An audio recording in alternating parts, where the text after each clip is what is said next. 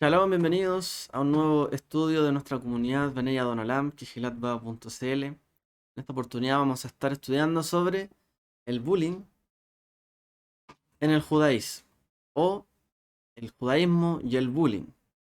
¿Ok?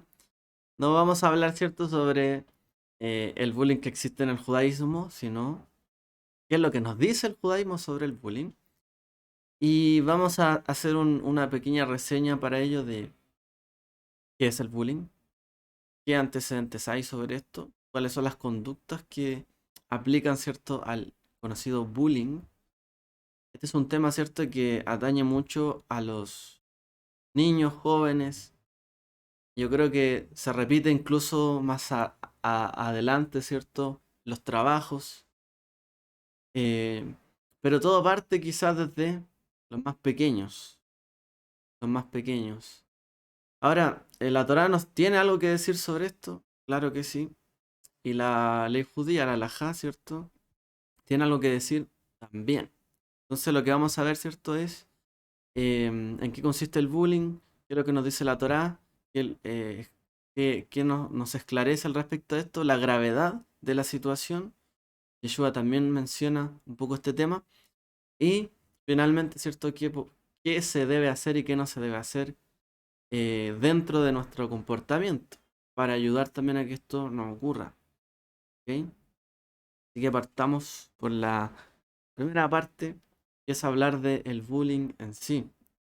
El bullying, conocida, ¿cierto?, palabra que prácticamente todos utilizamos, pero en español se podría decir el matoneo, o a veces matonaje le llaman. Es una palabra que viene del vocablo holandés y tiene que ver con acoso. O sea, cuando hablamos de bullying, hablamos de acoso, directamente, acosar a una persona. Utilizado por primera vez el término bullying en relación con el acoso escolar, ¿ya? Porque esta palabra existe, ¿cierto?, en el idioma andés, pero se le aplicó, ¿cierto?, al ámbito escolar, lo cual, ¿cierto?, empezó a tener mucha repercusión. Fue por Dan Olgus, quien implantó en la década de los 70 en Suecia un estudio de largo plazo que iba a concluir con un programa completo antiacoso para eliminarlo de las escuelas de Noruega. Es decir, él hizo un estudio en Suecia cómo funcionaba, ¿cierto?, el sistema escolar aquí para ver qué medidas podía tomar, ¿cierto?, para implantarlo en las escuelas de Noruega. Y eso fue en los 70. Entonces él apodó este término. Y aunque no hay estadísticas quizás tan concretas respecto a el nivel, la cantidad, por ejemplo, de acoso que hay, es muy difícil, ¿no? De hecho, si tú lo piensas, solamente para un profesor en un aula de clase es muy difícil saber muchas veces quién está sufriendo acoso, bullying, por parte de otros compañeros, quizás de su misma aula o de otras aulas. Es difícil saberlo. Incluso para un profesor que está ahí quizá gran parte del tiempo con ellos. Imagínense tratar de identificar todo el bullying o el acoso que ocurre, ¿cierto? A lo largo de un colegio, de muchos colegios de una ciudad, es difícil. Pero para hacerse una idea, hace 20 años prácticamente en Estados Unidos se decía que más o menos 3 millones de niños jóvenes sufrían bullying cada año. O sea, un número eh, no despreciable, ¿cierto? Hablando prácticamente un 1%, ¿ya? Pero ese 1% son todos jóvenes, o sea, tendríamos que ver cuántos son los jóvenes que vivían en ese momento para ver cuánta de población joven había y después sacar esos 3,2 millones, que es un 1% de toda la población. Pero de los que eran jóvenes probablemente este es un número mucho mayor. O sea, no es para nada algo eh, eh, digamos, como sin importancia. Al contrario, es muy importante y cada año va viendo, ¿cierto? Resultados de el acoso escolar que lamentablemente terminan sucesos muy, muy penosos. ¿Qué es el bullying en sí? Es cualquier forma de maltrato psicológico, verbal, físico, que se produce generalmente entre los escolares de forma reiterada a través del tiempo. Y estadísticamente, cuando se ha consultado, ¿cierto?, a las víctimas del bullying, generalmente este acoso es primordialmente emocional. Y generalmente se da dentro del aula de los colegios, ¿cierto?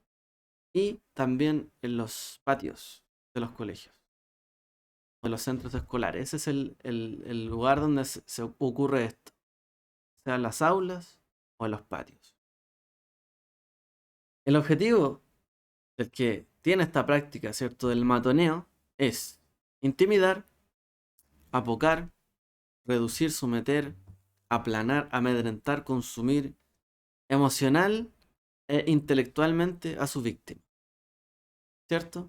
El objetivo es humillarlo, en otras palabras, intimidarlo, generar, ¿cierto?, un sentido de inferioridad en su prójimo. La persona que desarrolla este tipo de conducta, de hostigamiento, de acoso hacia otras personas, busca en general reconocimiento y la atención de los demás. Eso es lo más común, ¿cierto? Cuando ocurre este tipo de actos. Lo que está buscando es que otros lo reconozcan. Ah, él es fuerte, es más grande, tiene más que los demás, a lo mejor tiene más fuerza, o simplemente siente inseguridades, ¿cierto? Y quiere que los demás de alguna forma lo respeten. ¿Y cómo? Insultando a otros compañeros, tratándolos mal, humillándolos, ¿cierto? Y en el fondo busca reconocimiento y atención.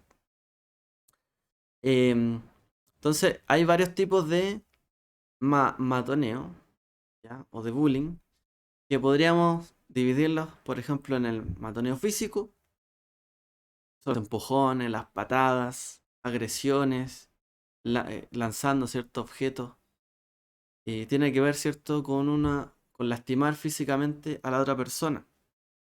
El otro tipo que hay es el verbal, a través de insultos, menosprecios, en público, sobre todo eso, en público. Porque, ¿cierto?, cuando ocurre esto, generalmente se da entre grupos de personas. No es solamente uno, a veces siempre hay testigos porque se busca un reconocimiento. ¿Ok? Entonces, como lo más común, menosprecio en público y que se trata de hacer también siempre, resaltar los defectos físicos. Y a veces ni siquiera es que sean defectos, sencillamente son diferencias físicas y se tratan de resaltar. ¿Ok? Y este es el más habitual, el verbal. Hay otro que es más psicológico, que buscan generar un temor en la otra persona o en el otro, digamos, joven, ¿cierto? O en la otra joven, dando esa sensación de temor, haciendo en el fondo, bajando la autoestima de la persona, ¿cierto? Entonces, si uno debe tener, como dice Yeshua, un concepto, dice, de sí mismo ni más alto ni más pequeño, esta gente se acostumbra a hacer que los demás tengan un concepto más bajo de sí mismo y ellos tengan un concepto más alto de sí mismo. Este es el tipo, ¿cierto?, de bullying psicológico. Y Yeshua, ¿cierto?, también lo advirtió con sus discípulos. Nadie tenía que tener una conciencia mayor o menor frente a los demás. Esto, por supuesto, nosotros estamos hablando del caso general que se da en los escolares, pero también puede pasar incluso, ¿cierto?, las iglesias, las congregaciones, comunidades, ¿cierto?, donde también muchas veces algunos traten mal a otros, ¿cierto?, por un nivel de conocimiento que saben, generen un temor y mantengan a las personas, ¿cierto?, por temor en un lugar. También hay un tipo de acoso que es social, que pretende, en el fondo, aislar a la otra persona del resto de sus pares o sus compañeros. Entonces es el tipo de bullying que busca dividir y a que los demás apunten con el dedo a alguien, separarlo del resto, de tal manera, ¿cierto?, de que genere en él o que se genere un rechazo hacia la otra persona y le cueste integrarse al grupo. Y hay un tipo de matoneo o acoso que es sexual. Y este tiene que ver con un asedio, ¿cierto? Rodear a la persona, hostigarla de manera física, ¿cierto? a través de una inducción o un abuso sexual directamente. Si generalmente esta persona están tratando de rodear a la persona, asediarla, buscarla en ciertos lugares, momentos, traspasar el límite de lo físico, ¿cierto? Que cada uno mantiene con las demás personas y bueno, y ese es el tipo de acoso que también se da en las aulas. No solamente es cosa, ¿cierto?, de los mayores, de los grandes. No es cosa solo de los grandes contra, o los adultos contra los niños, que pudiera existir, sino que también es entre los mismos niños, entre sus pares. Las consecuencias del bullying son diversas y lo que suele pasar, ¿cierto?, es que la autoestima de los pequeños se empieza a deteriorar. Los que son víctimas de bullying generalmente terminan con ansiedad, depresión, fobia escolar, no quieren ir, ¿cierto?, al colegio, a lo mejor no comen, no están tranquilos, incluso intentos de suicidio. Que lamentablemente, ¿cierto?, lo vemos más seguido de lo que quisiéramos, las noticias. Repercusiones negativas, ¿cierto?, que perjudican el desarrollo normal de la personalidad del niño, niña, ¿cierto? Y la socialización también social que puedan tener y la salud mental de ellos en sí. Lamentablemente son muchas las consecuencias y son muy malas. O sea, son muy malas consecuencias. Por lo tanto, que pueden llevar, ¿cierto?, a un intento de suicidio, lo hemos visto. Entonces, es tan serio esto que puede llevar, ¿cierto?, a arruinar la vida de otra persona. A llevar, ¿cierto?, a que la otra persona le cueste, ¿cierto?, mucho más desenvolverse la vida con sus pares, sus familias, sociabilizar. Y lamentablemente es un daño irreversible. En los agresores, bueno, irreversible en cuanto al daño que se causó, por supuesto, puede tener su tratamiento. Ahora, en los que agreden, en los acosadores, en los que practican el matoneo, las conductas de acoso pueden hacer llegar a que la persona se convierta, que crea que ha alcanzado sus objetivos, pero es de manera ilegítima. Él pensará, ¿cierto?, que ha logrado sus objetivos, pero lo ha hecho de manera ilegítima. Por consecuencia, o sea, él mismo tiene la conciencia en algún momento de que quizás lo que ha logrado lo ha hecho humillando a otros, tratando mal a otras personas, y esto podría derivar en ciertas conductas delictivas, por ejemplo, incluyendo violencia doméstica, violencia de género, ¿cierto? Y pueden, ¿cierto?, no solamente llegar hasta el nivel del acoso escolar, sino, como dijimos, llegar a un nivel de transgresiones. Transgresiones que a la ley, ¿cierto?, a través del robo, violencia y otro tipo de cosas, finalmente. Reiteradas. Muchas veces hemos visto, ¿cierto?, que algunos empleadores o algunos jefes tratan, humillan y tratan de manera despectiva, humillan de manera muy fuerte, ¿cierto?, a los trabajadores. Generalmente, ¿cierto?, esta gente repite estas actitudes a lo largo de su vida. Por lo tanto, terminan haciendo mucho daño. Y si nosotros lo llevamos, ¿cierto?, a nuestro plano de la Torá, plano, ¿cierto?, de la escritura, esta gente que termina humillando a otros termina generalmente violando, ¿cierto?, la Torá de manera desmedida en muchos ámbitos de su vida por no haber tratado con esto. ¿Sí? Y a las personas que son afectadas les deja, ¿cierto?, una marca, una huella de inferioridad donde no se ven aptos ni capaces de poder guardar o practicar ciertas cosas en su vida, incluyendo, por ejemplo, en nuestro caso, por ejemplo, la Torá. Muchas veces, ¿cierto?, cuando a las personas se les puede haber humillado referente a, tú eres tonto, nunca vas a poder hacer esto, otro, las personas les cuesta después decir, yo puedo hacer esto. De hecho, te podría llegar a ser un problema, ¿cierto?, para los que llegan al camino de la Torá, porque en el camino de la Torá hay que guardar mandamientos, hay que hacer cosas, aprender, estudiar, y hay gente que podría verse incapaz de poder hacer esto, o decir que es imposible realizar esto. No, eso es imposible, no se puede hacer. O sea, se sienten inferiores a la norma establecida y no la podrán cumplir. En cambio, ¿cierto? La actitud que el Eterno necesita de nosotros es que nos veamos capaces de cumplir, ¿cierto? Con su palabra, la Torá, y en el términos sociales que cada uno sepa que será capaz de cumplir sus objetivos, de trabajar, estudiar, buscarse la vida, ¿cierto? Poder hablar con las personas, buscar las cosas que le gustan, sociabilizar con grupos de personas, etcétera.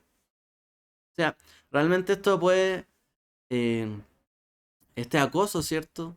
Puede llegar a concluir en consecuencias, ¿cierto? Donde las personas no puedan alcanzar los objetivos, las metas. Entonces, los que son espectadores del bullying, en general, el riesgo que corren es de insensibilizarse ante las agresiones cotidianas, que a lo mejor le restan la importancia que tienen debidamente, y que finalmente les permitirá reaccionar de manera tardía ante situaciones de injusticia en su entorno. Suele pasar esto, ¿cierto? El que es insensible ante la violencia, ante el maltrato, que guarda silencio, que no hace algo, que no se manifiesta, ¿cierto? Cuando hay algo que es indebido, finalmente se insensibiliza y cuando ocurren cosas de este tipo, le cuesta mucho tomar la decisión de confrontar las situaciones, ya sea en su vida o cuando ve que otra persona está en peligro, porque está acostumbrada a ver que eso pasa y sin hacer nada. Eso lo puede llevar a que en su propia vida, cuando ocurran ciertos algunos hechos de injusticia, no pueda reaccionar. Entonces, provoca una reacción tardía en los que expectean, ¿cierto?, estas situaciones. Hoy día tenemos no solamente eh, nuestra comunicación de tú a tú, ¿cierto?, en persona, sino que también tenemos comunicaciones a través de las redes, ¿cierto? Redes sociales y todo lo que es tipo de comunicación electrónica. Está Instagram, está Facebook, está los correos, está YouTube, está Twitter, que terminan siendo plataformas, ¿cierto?, donde no se les utiliza, ¿cierto?, de manera como eso, una herramienta, una plataforma, sino que terminan siendo herramientas de intimidación, donde cada vez, ¿cierto?, se hace más pública la humillación, cada vez es más humillante, más abusivo los comentarios, cada vez las personas pueden superar ciertos niveles para tratar de destruir la vida de otras personas. ¿Ok? Y esto se ve bastante común, es bastante común. Y en general las sociedades donde permea más la interacción entre las redes sociales, ¿cierto?, y las personas, son las sociedades que están más expuestas, por ejemplo, al, al ciberbullying, que se le llama finalmente. ¿Ok? Y son las personas que también están en el medio donde se hace y se practica este ciberbullying. ¿Ok? De hecho, nuestro país, Chile, es un país donde las plataformas digitales han penetrado de manera muy grande en todos los rangos etarios, sobre todo los niños, ciertos jóvenes, adultos, pero sobre todo va por los lados de los niños y los jóvenes. Es muy fuerte en relación a muchos otros países, incluso europeos. Nuestro país tiene un grado de penetración de las redes muy grande, muy alto. Por lo tanto, estamos muy expuestos, ¿cierto?, a la humillación pública, llámese funas, por ejemplo, lo que hoy día vemos, ¿cierto?, tan comúnmente, funas, agresiones, ¿cierto?, humillaciones y destrucción de la imagen personal. Esto lo vemos muchísimo. Las consecuencias, ¿cierto?, del acoso cibernético o el ciberbullying pueden ser hoy día quizás mucho más grandes de lo que los antiguos acosadores, ¿cierto?, podían lograr imaginar. Las cicatrices, las heridas y las consecuencias pueden ser realmente muy, pero muy grandes para las víctimas, ¿cierto? Y el grado de insensibilidad que se puede lograr por tanta gente que espectea, ¿cierto? Esto realmente puede llegar a ser muy grande también. Y las sociedades se pueden transformar en, cuando vean injusticia, sencillamente hacer, como se dice, la vista gorda y construir sociedades de esta manera. Entonces, este es un tema muy complejo y problemático. Y las víctimas prácticamente que son acosadas, ¿cierto? De manera cibernética, hoy por hoy, a través de redes sociales, por ejemplo, pueden llegar a tener vidas bastante miserables a lo largo de su vida en cuanto a la exposición pública. Porque hay personas, ¿cierto?, que se les humilla de manera pública y luego donde sea que aparecen, le repiten esto una y otra vez, una y otra vez. Ya no es como a lo mejor el niño que se salía de un colegio porque le hacían bullying y a lo mejor en otro colegio podía estar mejor, sino que ahora los que acosan, ¿cierto?, pueden perseguirlo por donde sea que vaya o que lo encuentre. Terrible, ¿no? Algo terrible. Podemos transformar una herramienta tan positiva como el Internet, las redes sociales, en algo muy destructivo. O sea, los mensajes de acoso pueden transformarse prácticamente en omnipresentes. En todo lugar, en todo momento, a lo largo y ancho del mundo, puede llegar a recibir mensajes de odio. Esto es algo, de hecho, de lo que las personas conocidas, famosas, ¿cierto? Con cierto grado de exposición mediático, tienen que saber afrontar. Y de hecho es una de las primeras cosas que más les cuesta al principio, ¿cierto? Poner y colocar parte de su vida en las redes sociales significa que muchos se van a involucrar en sus vidas, conocer de sus vidas, y muchos les va a gustar lo que hacen y muchos no les va a gustar, y hay gente que no le gusta que acosa y termina diciendo, ¿cierto?, cosas muy, muy malas, finalmente. Esto pasa todo el tiempo. Hoy día lo vemos de manera exacerbada. Entonces, ¿cómo se define el ciberbullying? Ya, por la Liga de Antidifamación, es todo acto escrito, verbal, físico, por cualquier comunicación electrónica, incluyendo, pero no limitándola, ¿cierto? A que que se muestra a estar motivados por ya sea la raza de un estudiante, ya sea el color de su piel, ya sea su religión, o ya sea su nacionalidad, ascendencia, origen étnico, o su orientación sexual, física, estado de discapacidad mental, emocional o grado de aprendizaje, su género, su identidad, su expresión de género u otra característica personal distintiva de la persona, basada en la asociación con cualquier persona identificada anteriormente, cuando el acto escrito, verbal o físico o comunicación electrónica tiene por objetivo lo siguiente: perjudicar físicamente a otra estudiante o su propiedad. ¿Ya? Y aquí entramos en definiciones más amplias con la propiedad. Y precisamente la Torá se refiere a este ámbito de la propiedad.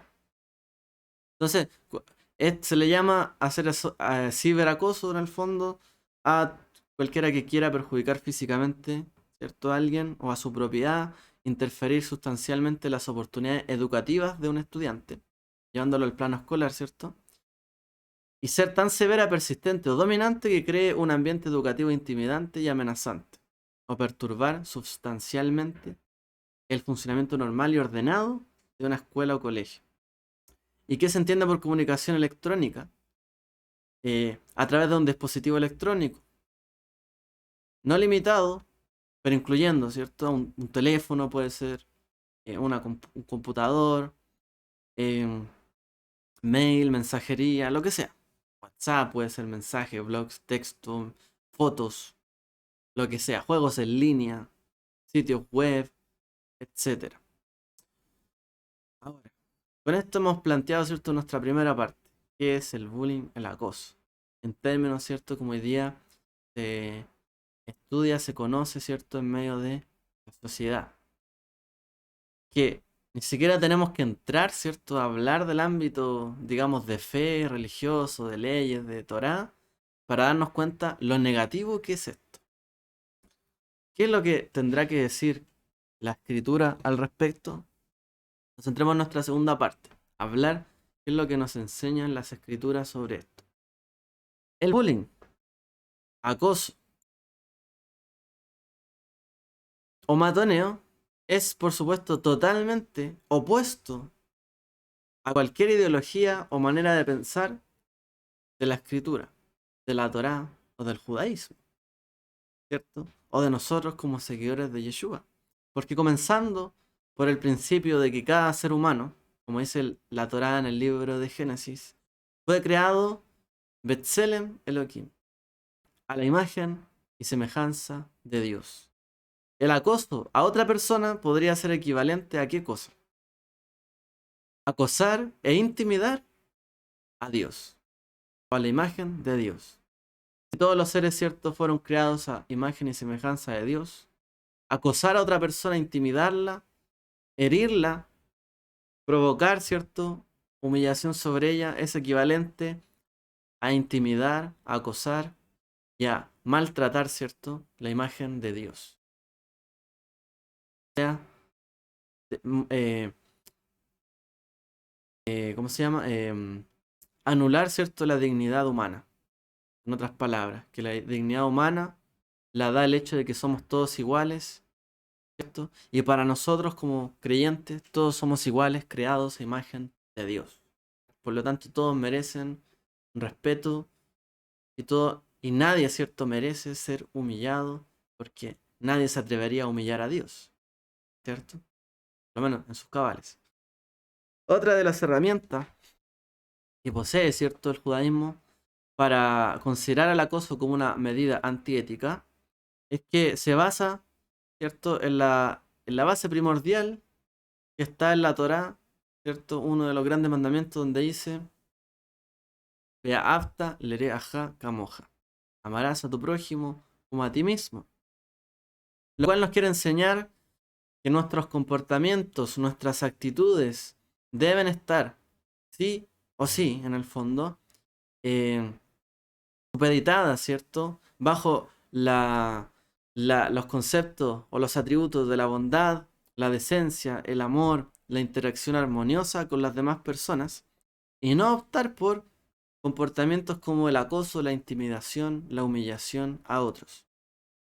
Si fue un mandamiento, ¿cierto?, amarnos unos a los otros, pues lo contrario, ¿cierto?, que es humillarnos unos a otros, tratarnos mal, con desprecio, sin amor, es por lo tanto totalmente prohibido. Y no es lo que el Eterno precisa o requiere de nosotros. Veamos qué es lo que nos plantean, por ejemplo, algunos versículos de la Escritura al respecto. ¿Qué es lo que nos dice la Torá? Dice en Shemot 2:13: cuando salió al día siguiente, he aquí 2 hebreos que estaban peleando. Dijo entonces al malo: ¿por qué golpeas a tu compañero? ¿Ok? Dice ahí en hebreo: Vaitzeba Yom Hasheni, subió en el día segundo. Veine Shenei Anashim, habían 2 hombres, ¿cierto? Y Brim Nitzim peleando, y uno le dijo, dice, Vayomer la Rasha.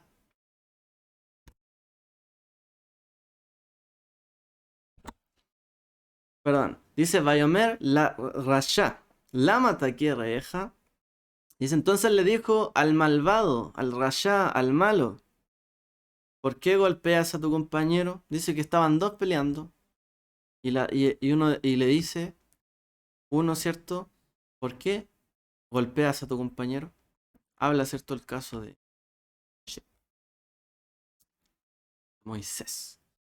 Entonces, lo que comenta, por ejemplo, Rashi al respecto es lo siguiente. Dice, a pesar de que no haya golpeado a su compañera, porque dice que estaban dos peleando o discutiendo.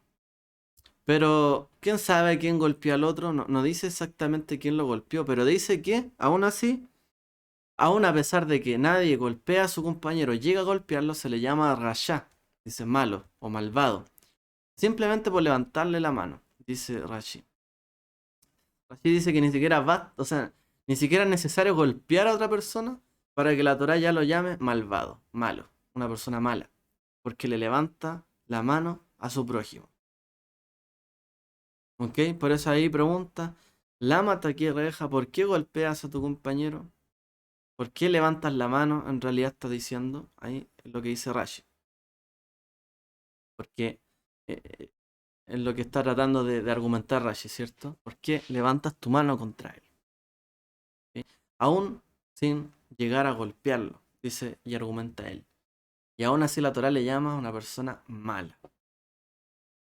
Es tan malo agredir a alguien que la Torá más adelante nos dice lo siguiente.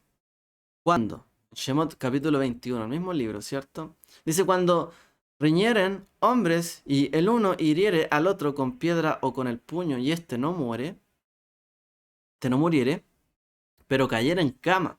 Si se levantare y anduviere fuera por su propia fuerza, será libre de aquel que lo hirió. Le pagará, sin embargo, el tiempo que perdió y el precio de su cura. Dice la propia Torá. Es decir, si alguien hiere a otro, aun cuando este otro se pudiese levantar, ya en el fondo se libró de la culpa de haber golpeado a lo mejor a la otra persona. Eh, Será libre de aquel que lo hirió, dice. Pero aún así, aunque no quiera saber nada de él, por así decirlo, el que fue golpeado, el que golpeó, ¿cierto?, al otro tendrá que restituirle por el tiempo perdido y el precio de su tratamiento.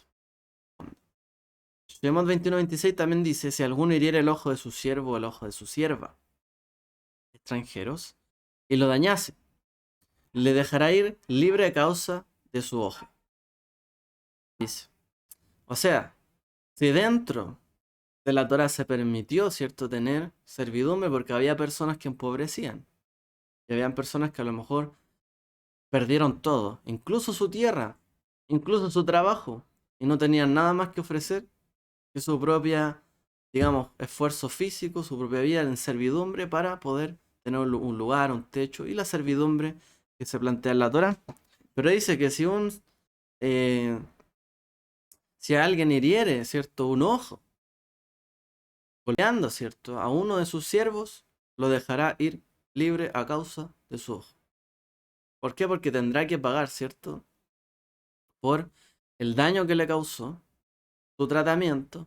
Pero la pregunta es, ¿y cómo va a pagar en el mismo techo, ¿cierto?, el agresor a la persona que agredió? Prácticamente es imposible que luego, digamos, de haberlo agredido de manera intencional, esa persona se sienta segura y tranquila viviendo bajo el mismo techo del que lo agredió, ¿cierto? Por lo tanto, no puede haber allí una correcta, como dice el verso que leímos antes, dice, y será libre aquel que lo hirió. No se va a sentir en libertad teniendo y viviendo bajo el mismo lugar, techo o propiedad, ¿cierto?, del de su agresor. Por lo tanto, la Torá dice, lo dejará ir libre, libertad. Esa va a ser, en el fondo, su recompensa. Ahora, no solamente el maltrato físico está prohibido dentro de la Torá, que acabamos de ver algunos mandamientos al respecto, sino que también el verbal. Cuando nos dicen los proverbios, la pluma es más fuerte que la espada. Las palabras pueden causar más dolor que cualquier arma. Eso es lo que nos dicen, ¿cierto?, los proverbios. Dice que una pluma puede causar más daño, ¿cierto?, que una espada. Más fuerte, dice. Una pluma es más fuerte. Una pluma con la cual uno escribe, con lo cual uno dice algo. Es más fuerte que una espada. Porque de hecho, a lo mejor una espada podría ocasionar una muerte, pero una declaración puede causar una guerra. Y puede ser mucho más fuerte, ¿cierto? Y a la vez, las palabras pueden causar más dolor que cualquier arma. A lo mejor, ¿cierto?, a alguna persona no le molestaría que lo lastimasen a contar de salvar a otra persona. Pero si la persona que ama lo hiriere constantemente, ni siquiera un arma le causaría tanto dolor, ¿cierto? Como aquella persona que finalmente no reconoce, digamos, o humilla a una persona que lo ama a él o a ella. Entonces la Torá está diciendo que el dolor más grande que podría haber en el fondo para una persona o en el mundo es la vergüenza, la humillación a otra persona. Es más grande que incluso el dañar físicamente a alguien. Eso es lo que nos plantea esta idea. avergonzar, humillar a alguien es peor incluso que tratarlo mal físicamente. Aquel que avergüenza a otra persona, ¿cierto? Y como se lee en el Talmud, hace que otra persona se ruborice. Esa persona, enseña a los sabios, que es juzgado como si hubiese derramado sangre. Porque una persona que es humillada, generalmente se le pone, ¿cierto?, su cara roja, se le ruboriza su cara. Cuando se le humilla, se le avergüenza. Y eso dice que es considerado como si hubiese derramado sangre. Por el color, ¿cierto? Hace una equiparación ahí. Y aquel que avergüenza a otra persona y hace que su cara se torne blanca o palidezca, ¿cierto? Y carente de sangre, dice los sabios, comparado o es equivalente a un asesino. Porque alguien, cuando mata a alguien, ¿cierto?, su cuerpo se enfría, palidece, ¿cierto? A causa de, bueno, de que ya se detuvo su corazón y no bombea su sangre, ¿cierto? Entonces, el que avergüenza a otro y su cara palidece es como un asesino. Y es que hace el que avergüenza a otro y lo deja colorado, por así decirlo, es como que lo hubiese derramado sangre. Ahí está entendiendo, ¿cierto?, que el que genera que la persona quede blanco es que realmente es muy fuerte. A lo mejor una vergüenza, a una persona le dicen algo que lo avergüenzan, se pone rojo. Pero no es tanto problema, pero cuando se pone pálido por una noticia tan mala, porque le dijeron algo tan fuerte, es equivalente, y se lo sé, a un asesinato. ¿Qué es lo que nos dice la Torá al respecto de esto también? Vayikra 25:14 dice: asimismo, si vendéis algo a vuestro prójimo, ok, si vamos a vender algo al otro, o compráis algo de la mano de vuestro prójimo, o sea, cualquier tipo de transacción en el fondo, no os hagáis mal uno a otro. La Torá nos dice: si tú vas a comprar o vas a vender, no te hagan mal el uno al otro. Y más adelante, es el verso 25, el 14 del capítulo 25, y luego en el verso 17 dice: y no engañará cada uno a su prójimo, no engañará a su prójimo, y temerá a Adonai, porque yo soy el eterno vuestro Elohim. Ok. Entonces,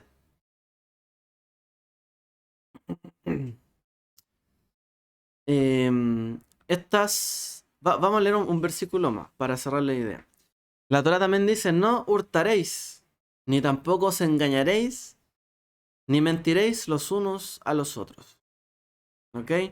No se van a robar, no se van a engañar, ni se van a mentir los unos a los otros. Ahí la clave, ¿cierto? O la palabra que está hablando es el engaño. Hacer mal al otro es engañarle. Y engañar a otro, ¿cierto?, es dar una imagen falsa de lo que es la realidad. Es lo mismo, ¿cierto?, de cuando alguien exacerba una característica de otra persona, o lo acosa, o lo intimida. Trata, ¿cierto?, de resaltar algo en particular. Al final son palabras de engaño. O a lo mejor resalta alguna cualidad que es real, pero la hace de tal forma de dejarlo mal ante las demás personas, cuando en realidad esa característica no necesariamente es algo que debe dejar mal, lo debe dejar mal ante otras personas. ¿Ok? Entonces hay un tema de engaño en este tema, en este asunto del bullying. ¿Ok? Como dice el Salmo: quieres, desea muchos días para ver el bien, guarda tu lengua del mal, boca de hablar engaño. No engañará cada uno a su prójimo. Entonces, un primer verso habla sobre las transacciones comerciales. Al comprar, al vender, no se van a engañar unos a otros, no se van a hacer el mal. ¿Ok? Y luego dice, más adelante: no engañará cada uno a su prójimo. Y dice: y temerá a Adonai, porque yo soy el eterno vuestro Elohim. ¿Ok? Entonces el primer versículo habla sobre relaciones comerciales y el segundo habla sobre relaciones interpersonales. No engañará cada uno a su prójimo. En el primero dice: no lo engañarán en su compra y venta, ¿cierto? No os hagáis el mal. Pero el segundo verso dice: temerás a Adonai tu Dios. Temerás a Adonai porque yo soy Adonai, tu Elohim, tu Dios. Pero el primero no. Entonces, hallamos, ¿cierto? Que en esa parashá, que es la parashá Behar, aparece, ¿cierto? Dos veces el concepto de ona'á, que la ona'á, ¿cierto? Es el agravio, es el engaño, el perjudicar a su prójimo. El contexto, ¿cierto? Inmediato, de hecho, de estos versos que acabamos de leer, son las relaciones comerciales. ¿Ok? El contexto de estas palabras que leímos son las relaciones comerciales. Y la Torá dice que tanto el consumidor como el comerciante, ¿cierto? Deben comprar y vender de manera justa sin exigir precios excesivamente bajos o el que vende demasiado altos por la mercancía. Está diciendo, o sea, cuidado, ¿cierto? Cuidado, no se engañen. Porque muchas veces pasa el que vende, no, si esto vale tanto, porque costó tanto y tal cosa y aquí y allá. Y en realidad puede que sea un sobreprecio abusivo. Y el otro, a lo mejor, puede pensar, oye, eso no vale tanto, deberíais venderlo a menos precio, no te voy a pagar por eso. Y humilla al que está vendiendo, porque en realidad es lo que le costó y él no quiere pagar eso. Al contrario, lo humilla, tratando de hacerle ver que en realidad es un usurero, que tiene los precios muy altos, cuando en realidad es lo que le costó. ¿Quiénes sufren mucho esto?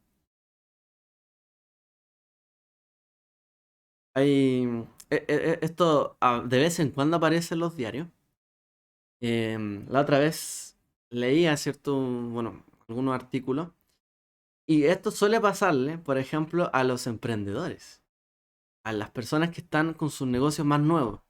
Ellos suelen sufrir digamos, la humillación de compradores que creen que ellos tienen que tener siempre precios más bajos.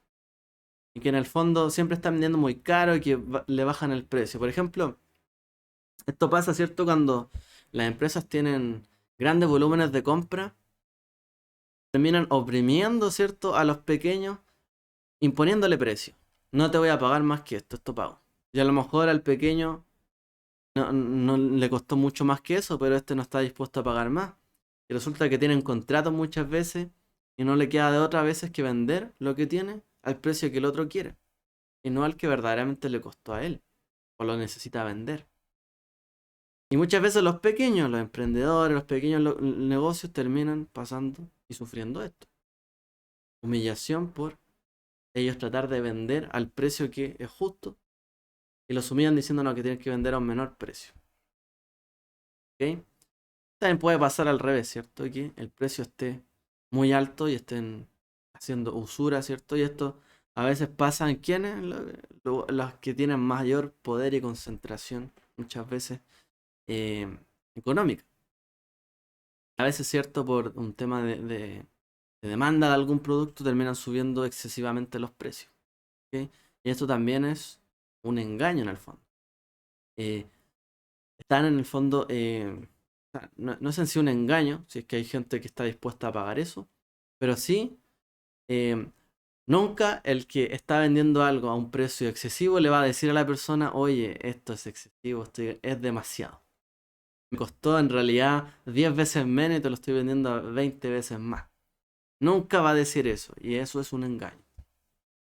Por eso que la información dentro de los mercados, ¿ok? Por ejemplo, cuando se estudia temas de comercio, en los mercados de competencia perfecta que se llaman, que son donde se supone que están bien los equilibrios entre los que venden y los que compran, para que exista competencia perfecta tiene que haber una igualdad de información entre el que compra y el que vende. Es decir, yo tengo que tener un grado de información de todos los que venden y el otro de todos los que compran para que cada uno tome la mejor decisión y no le impongan una decisión a un precio o un producto que no quería, etcétera. Esto se basa por un grado de conocimiento entre los dos que genere una armonía. ¿Ok? Ahora, los sabios llamaron a esto, a esta engaño, ¿cómo decirlo? A este daño o a este perjuicio económico, ¿ya? O como estábamos llamando, acoso económico, le llamaron Onaat Mamón, que es el abuso monetario. ¿Ok? Porque aquí en la Torá, ¿cierto?, nos plantea eso, el abuso monetario. Sin embargo, los sabios entendieron que la repetición de esa prohibición en los dos versos que leímos, el 14 y el 17, en realidad está estableciendo una segunda aplicación. Porque el primero dice, cuando alguien compre, cuando alguien venga, no se hagan el mal el uno al otro. ¿Y por qué luego 3 versículos después dice, entre el prójimo, ¿cierto? No engañará cada uno a su prójimo nuevamente y temerá Adonai, dice, porque yo soy el eterno vuestro Elohim. ¿Por qué repite nuevamente y no engañará a alguno a su prójimo? Está hablando de la misma aplicación del mandamiento. Y los sabios entendieron que es la segunda aplicación del mandamiento, conocida como Onaat Devarim. Onaat Devarim, que es el abuso verbal. Entonces, la agresión verbal en cualquiera de sus formas, ya sea la burla, la crítica, la humillación, un insulto, un apodo, sobrenombre, sarcasmo, ridiculizamiento, ridiculización, humillación, etcétera, sarcasmo. En hebreo se le llama Onaat Devarim, que es el abuso verbal. ¿Okay?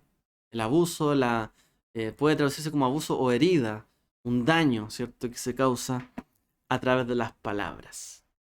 Entonces dicen los sabios en el fondo, la Torá prohíbe las relaciones comerciales, ¿cierto?, que sean engañosas, que sean abusivas, pero luego nuevamente recuerda, no os engañéis unos a otros, porque cuando alguien engaña a alguien abusivamente a través del comercio, en realidad lo está haciendo a través de sus palabras o convenciendo al otro, ¿cierto?, de algún engaño. Lo hace con palabras. Por eso dice, no os hagáis el mal, sino que mantened peso justo, medida justa, hacer las transacciones bien, pero sin hacerse el mal. Y luego recuerda nuevamente, no, en el fondo no os engañaréis unos a otros, porque se engañan con palabras. Lamentablemente, muchas veces los padres y los maestros, las personas, las autoridades, quien sea, terminan justificando el abuso verbal o la onaat de barim como una forma de educar. Muchas veces pasa que algunos, ¿cierto?, para corregir, humillan, tratan de tonto, imbécil y quizás qué cosa a los demás para corregir o para educar, como si educar fuera tratar mal a otra persona. Y lo justifican. Ante ello nos debemos preguntar, cuando por algún motivo le decimos, nosotros, ¿cierto?, a un niño, eres tonto, no sirves para nada, ¿acaso estamos diciendo al niño que ese trato son solo palabras? ¿No te lo tienes que tomar tan a pecho? O sea, dígale usted eso a un niño, un pequeño. No lo haga. Pero hágase la idea. Usted no le puede decir a un niño, ¿eres tonto? ¿Qué? No, si es una broma. No le quería decir eso. Usted ya le hizo un daño a ese niño. Y no lo está educando, lo está humillando. No lo está corrigiendo, lo está maltratando. Entonces, uno debe de preguntarse si realmente es justificable, ¿cierto?, la violencia verbal de alguna forma. O sobre todo como una forma de educar. Absolutamente no. No se puede educar, ¿cierto? Y no se le puede decir a un niño que todavía no entiende, no razona y no tiene conciencia plena, ¿cierto?, como un adulto la tiene, o como él mismo la tendrá de adulto. No, no fue una broma, perdón, no quería llamarte así, tonto. Usted ya humilló a ese niño. Y entre los pequeños que no entienden esto, lamentablemente se tratan muy mal. Cuando consultamos, ¿cierto?, por ejemplo, con los sabios de este tema, por ejemplo, el comentarista o el libro este que se llama Pele Yoetz, dice que no hay manera de reparar el daño del Onaat de Barim. No hay manera de reparar ese daño. Ese maltrato suele dejar heridas permanentes que podrán estar abiertas en la mente de las personas para toda la vida. Dice él, lamentablemente.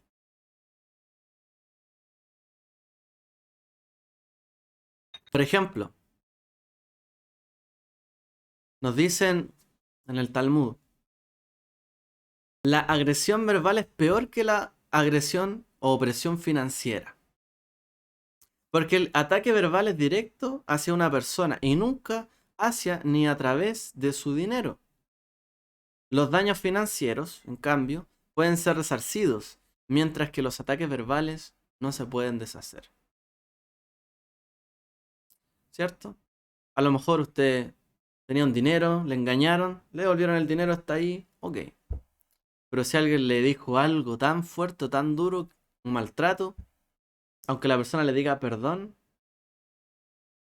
va a seguir resonando en su mente algún tiempo. Y quizás toda la vida. Eso está diciendo esto. No hay manera de repararlo, aunque él le regale después dinero. A veces con los niños se trata de hacer esto. A veces a los niños se les maltrata y luego como que se les trata de compensar con algo bueno. No, perdón, perdón, ya, te compro esto, te regalo esto, te doy esto. Cuando en realidad nunca debieron haber tratado así a un pequeño, ¿cierto? Humillándolo. Tratan de resarcir el error como si fuera una, un daño material o financiero. Pero el daño financiero se puede resarcir, se puede recuperar, pero el daño verbal no. Entonces muchas veces los padres o los educadores, ¿cierto? Usan los ataques verbales y después intentan enmendar esto a través de diferentes formas. No se puede, no se debe hacer en el fondo. ¿Qué es lo que sigue diciendo el Talmud? Todos los que descienden al Geinom son capaces de ascender con excepción de tres. Está diciendo como todos los que descienden o que van derechito para el camino del infierno, podríamos traducirlo, el Geinom, el lugar de perdición, son, dice, todos, menos tres personas, dice, tres tipos de personas. Las personas que tienen relaciones, dice, adúlteras con la esposa de otro hombre, el que avergüenza a otra persona en público, y el que llama a otro por un apodo despectivo. A ver, nos dijo, el que engaña a su esposa con, en el fondo, con la esposa de otro hombre, el que avergüenza a alguien en público y luego el que le llama a otro por apodos. O sea, si usted compara esos tres casos, a lo mejor a alguien le parecería, bueno, están al mismo nivel. Pero ¿qué es lo que argumentan los sabios? Pero ¿no es acaso llamar a alguien por un apodo despectivo lo mismo que avergonzarlo? ¿Por qué dice que el que avergüenza y luego el que llama a alguien por un nombre despectivo? Y dicen los sabios, no, no es lo mismo, porque el uso del apodo despectivo puede referirse al nombre con el cual se le conoce a esta persona, como podría ser gordo, y así está prohibido. Y aún así está prohibido. Es decir, la persona puede decir, pero si todos le decían así, está prohibido. A lo mejor él entiende, pero si no es una humillación llamar a alguien de esta manera, aún así está prohibido. ¿Qué es lo que nos dijo Yeshua? Habéis oído que vuestro nos dijo que se dijo a los antepasados. Estoy leyendo Mateo. Habéis oído que se dijo a los antepasados: no matarás, y cualquiera que cometa homicidio será culpable ante la corte. Pero yo os digo que todo aquel que esté enojado con su hermano será culpable ante la corte. Y cualquiera que diga raca o tonto a su hermano será culpable delante de la corte suprema. O sea, dijo primero, el que dice, el que cometa homicidio será culpable ante la corte, pero el que llame tonto a su hermano será llamado culpable en la corte suprema, dice. Entendemos, ¿cierto?, que una instancia mayor.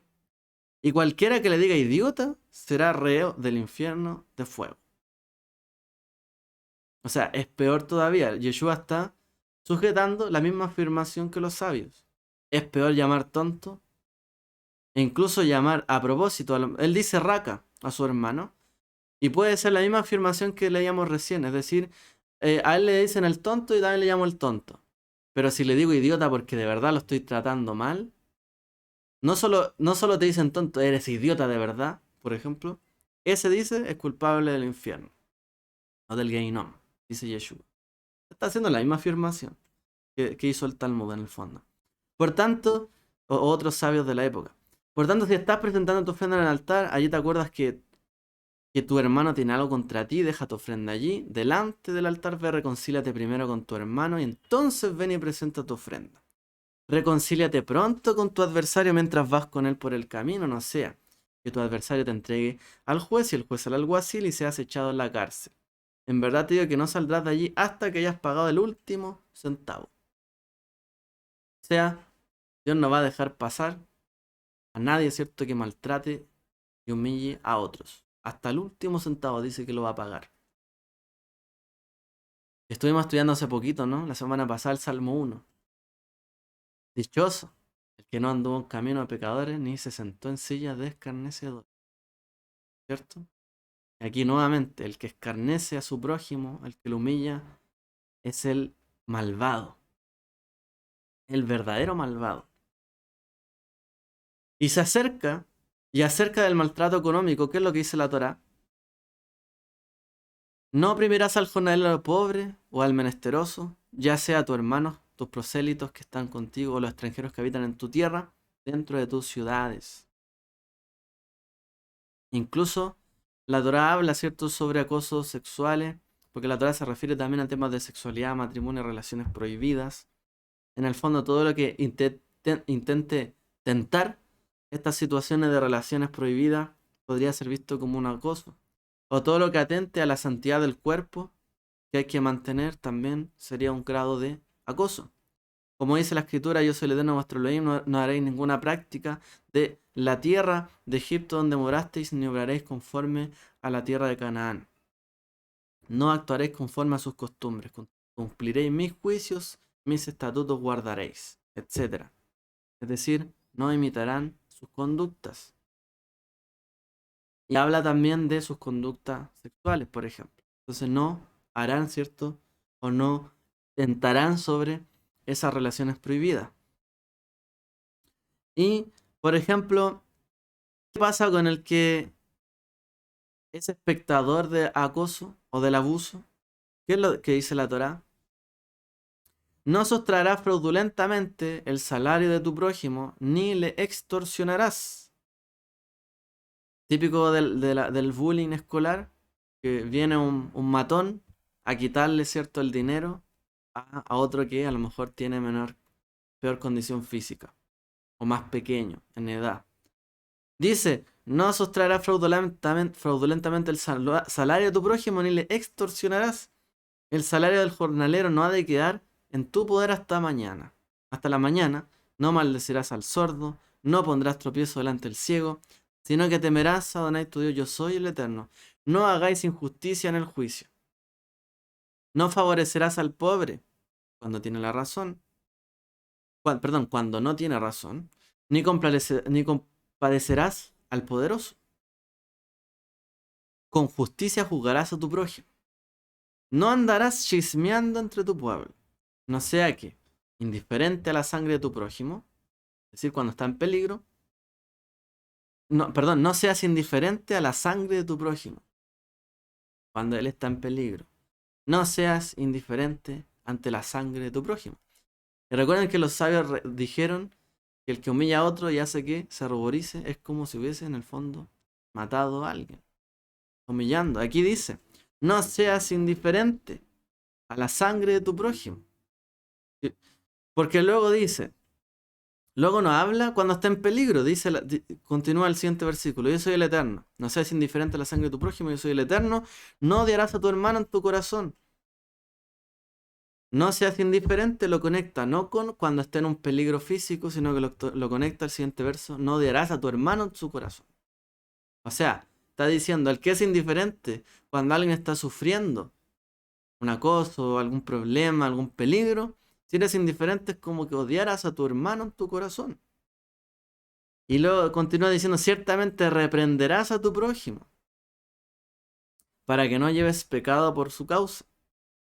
No te vengarás ni guardarás rencor contra los hijos de tu pueblo, sino que amarás a tu prójimo como a ti mismo. Yo soy Hashem. No podemos ser indiferentes ante el prójimo. Al contrario, si vemos que está en un error, hay que decirle. Pero conecta el no odiar a tu prójimo con no seas indiferente. ¿Cierto? Hay más versos que obviamente hablan de este tipo de casos. Pero en el fondo el que es espectador de esto no puede ser indiferente. Eso está diciendo la escritura. La idea que obtenemos de la Torá respecto al acoso es la de actuar. Sin embargo, la actuación debe ser con mesura.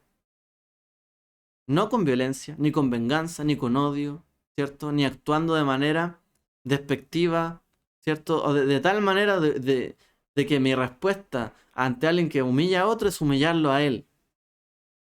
Porque estaríamos haciendo lo mismo que ellos, tomando la misma actitud que los acosadores.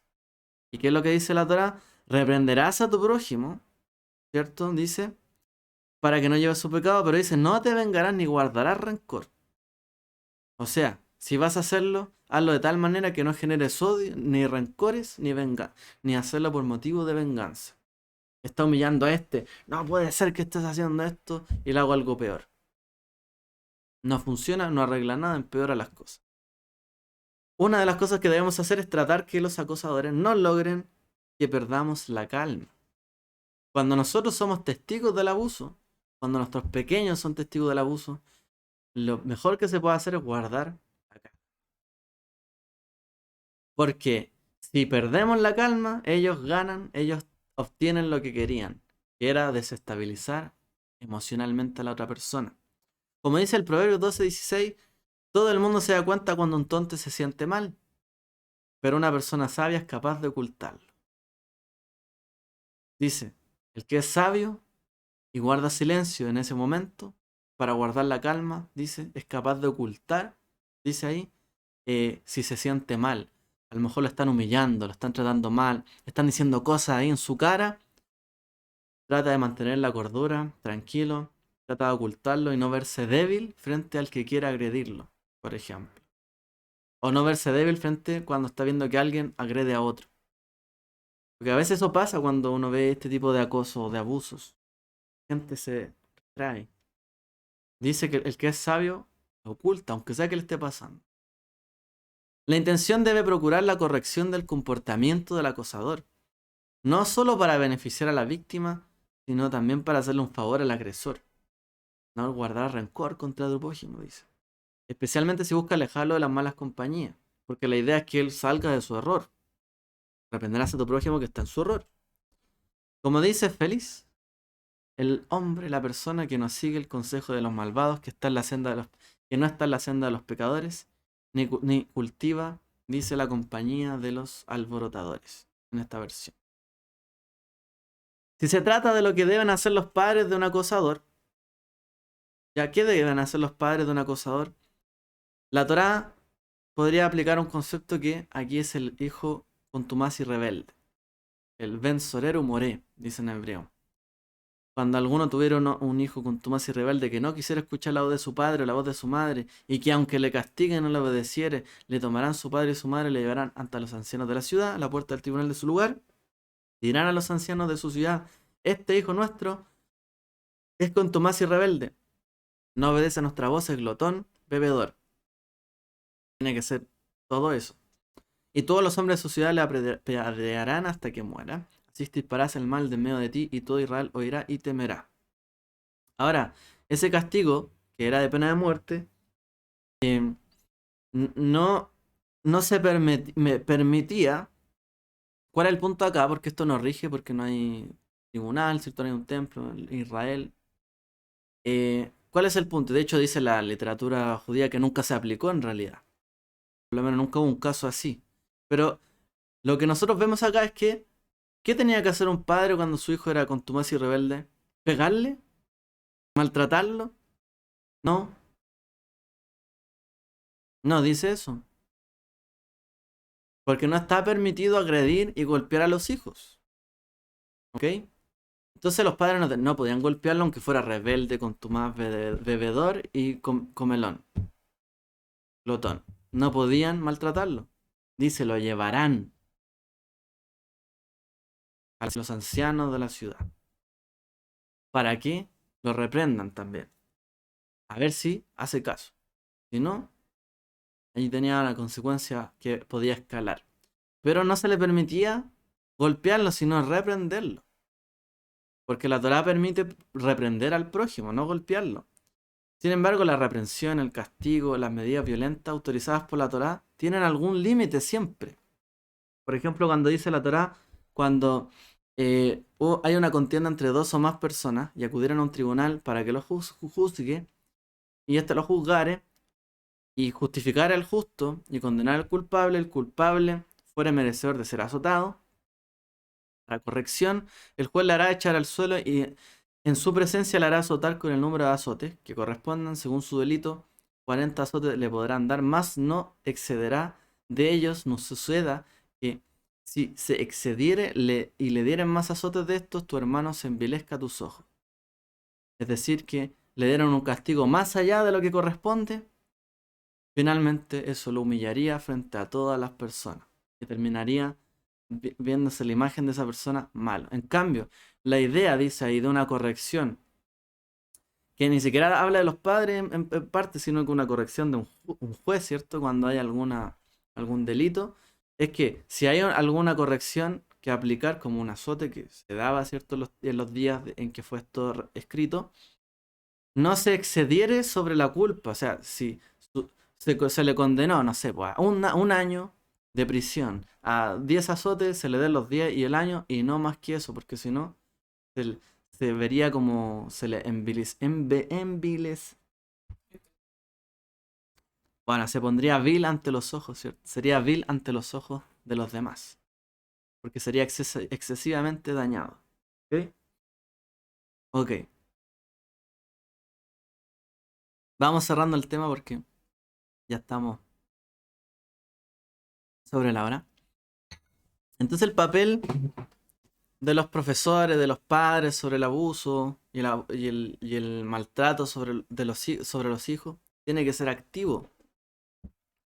Dice el Pirkei Avot: cuando consigues un maestro para ti, adquieres un amigo. Y un amigo muchas veces más que un hermano. Un amigo, ¿cierto? Muchas veces te ayuda, te protege, te encubre, te defiende. Cuando adquieres un maestro para ti, adquieres un amigo. Está diciendo en el fondo que el mismo maestro, profesores, los padres, si bien mantienen una relación asimétrica con sus alumnos o con sus hijos, deben demostrarle apoyo, ¿cierto?, a sus hijos o a sus alumnos, como si fueran amigos, donde ellos puedan tener la confianza necesaria para poder contarles las cosas que le pasan. Como a un amigo uno le cuenta las cosas, pero si el profesor, el maestra, o los padres, ¿cierto?, no son confiables ante los ojos de los hijos. ¿Por qué? Porque los niños piensan, como mi padre o mi madre me regañan por hacer estas cosas, si yo le digo lo que me está pasando me van a regañar. Inmediatamente, ¿cierto?, ya no lo ve como alguien confiable para contarle lo que está pasando y no van a poder ayudarlo. Por eso dice, cuando consigues un maestro para ti, adquieres un amigo que te puede apoyar, te debe apoyar. Y también nos dice, todo el mundo necesita un apoyo. No dejes pasar por alto la ayuda de tus compañeros y adultos. Dice el mismo Pirkei Avot. Toda la gente necesita un apoyo. No dejes pasar por algo cuando alguien te tiende una mano para ayudarte. Cuando tus compañeros te quieran ayudar, o incluso cuando los adultos te quieran ayudar. Además, el mayor que tú te quiera ayudar. Todos necesitan un apoyo. No dejes pasar la ayuda que alguien te quiera ofrecer. Con ello se quiere decir que hay que enfrentar cuando ocurre el bullying, el matoneo, el acoso, la intimidación, con tal de ayudar a que las personas involucradas puedan salir de eso. Como dice el Pirkei Avot nuevamente, ¿cierto? Im ein ani li mili. Dice, si yo no soy, o si yo no velo por mí mismo, ¿quién lo hará por mí? Y si tan solo velo yo por mí mismo, ¿qué clase de persona soy yo? Y si no actúo ahora, ¿cuándo? Si yo no velo por mí mismo, ¿quién va a interceder por mí? Yo soy el primero que tiene que estar interesado, ¿cierto? Si estoy siendo acosado, abusado, en buscar una ayuda o en tratar de enfrentar la situación. Yo. Y dice, ¿y si solo yo velo por mí mismo y por nadie más? ¿Qué clase de persona soy yo? Si solo me intereso por mí y si veo a alguien sufrir, soy insensible, no le ayudo, no le apoyo. Entonces, y luego, ¿y si no actúo ahora? ¿Cuándo lo voy a hacer? El llamado es a la acción, en el fondo, en la Torá. Siempre es el llamado a la acción. Está en manos de todos nosotros impedir que una situación como esta se presente, pero también que no se agrande mucho más, ¿cierto? Y muchas personas han sufrido de abuso en diferentes instancias, ¿cierto?, de su vida. Pero Baruch Hashem, que el Eterno nos da algunas herramientas para impedirlo. Y las herramientas más grandes son lo que nos dijo la Torá: amarás a tu prójimo como a ti mismo, ¿cierto? Reprenderás a tu prójimo cuando esté en un error, pero sin guardar rencor en tu corazón. Y entender y saber que toda persona, no importa su género, no importa su tendencia, no importa su color de piel, ni su diferencia a lo mejor física entre nosotros, ni su origen, no importa, fue creado a imagen y semejanza de Dios, Betzelem Elohim. Por lo tanto merecen respeto y merecen que no los humillemos ni los maltratemos. Por mucho que no estemos de acuerdo quizás con algunas cosas, podemos confrontar con palabras, argumentos, pero no humillando a otros, no provocando un bullying, un acoso religioso, interreligioso incluso. Muchas veces esto pasa. Esto a los que creen y piensan diferente, a los que tienen otras prácticas. Y muchos, ¿cierto?, llaman a sus congregantes como ovejas, ¿cierto? Los tienen muchas veces subyugados, oprimiéndolos, porque también el acoso es una opresión. De tal forma que cuando ellos pueden, a lo mejor necesitan hacer algo, no lo hacen. ¿Por qué? Porque están acostumbrados a que alguien les diga que tienen que hacer, humillados. Cuando, como vimos, la Torá nos manda a actuar. No sirve decir no puedo hacer eso, la Torá es mucho aquí y allá. La Torá es un llamado a la acción. Entonces, si los demás humillan a los demás para que no hagan cosas de la Escritura, por ejemplo, de la voluntad de Dios, pues tampoco van a alcanzar a lo que fueron llamados. ¿Ok? Y esto podemos aplicarlo en muchos ámbitos. No nos vamos a extender porque vamos cerrando. Entonces, lo mejor es que en cada lugar, escuela, ciudad, con nuestros niños, en la casa, nación, estemos alerta, porque cuando esto ocurre es un problema de salud mental, ¿cierto? Salud del alma. Sociedades que están llenas de bullying, acoso, funa, ¿cierto? Lo que vemos nosotros hoy día en Chile. Llenos de esto es que hay un problema realmente importante. No seamos indiferentes cuando a la sangre de tu prójimo, dice la Torá, al que está pasando peligro. Yo soy el Eterno. Hay cosas que a lo mejor se escapan de nuestras manos, pero hay cosas que están en nuestras manos. ¿Ok? Para concluir, en la época del Holocausto había un rabino que una vez fue abordado por un grupo de acosadores nazis, pro-nazis, que estaban observando toda la humillación, ¿cierto? Cuando encerraban a los judíos, antes de eso, cuando empezaban a humillarlos, que tenían que caminar, ¿cierto?, con la estrella, cerrar sus negocios, iban a revisarlo. Y años previos al Holocausto, habían grupos así que empezaban a acosarlo.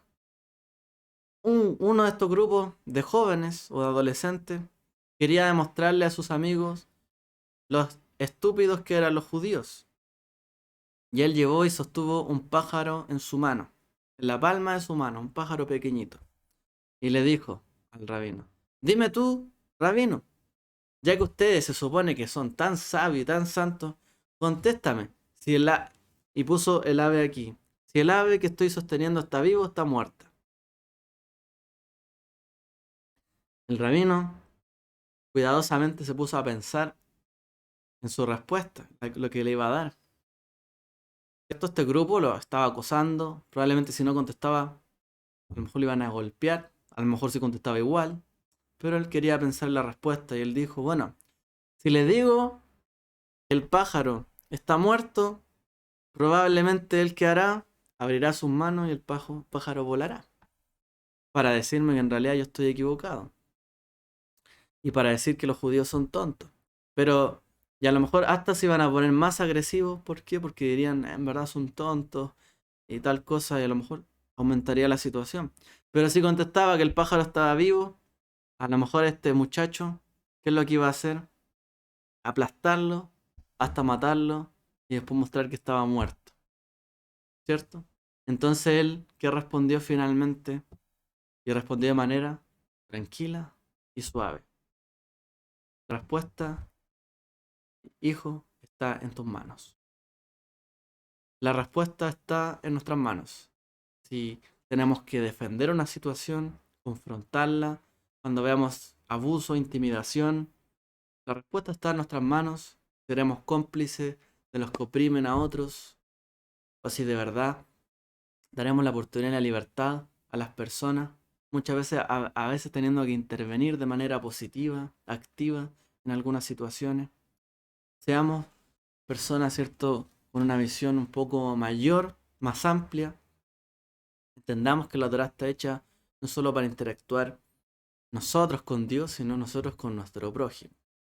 Y eso equivale a todas estas situaciones difíciles que se ven en el mundo hoy día, en nuestras sociedades, la que viven nuestros hijos, nosotros en trabajo, estudios, donde sea, tenemos que aplicarlas, ¿cierto?